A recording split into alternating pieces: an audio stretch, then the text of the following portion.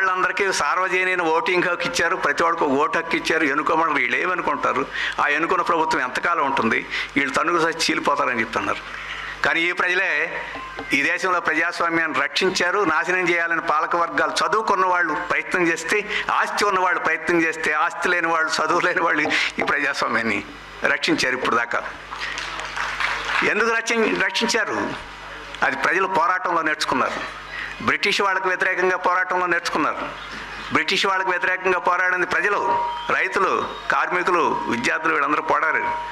1931 civil డిజబిలిటీస్ని చూసుకున్నా, 1942 quit India ఉద్యమం చూసుకున్నా, ఐఎన్ఏ ఉద్యమం చూసుకున్నా, తెలంగాణ సాయుధ పోరాటం చూసుకున్నా, ఈ పోరాటాలన్నింటిలోనూ అత్యంత సాధారణమైన ప్రజలందరూ ఐక్యంగా ముందు పోరాడి ప్రజాస్వామ్యాన్ని, పాలకుల్ని వెళ్ళగొట్టారు, ప్రజాస్వామ్యాన్ని రక్షించుకున్నారు.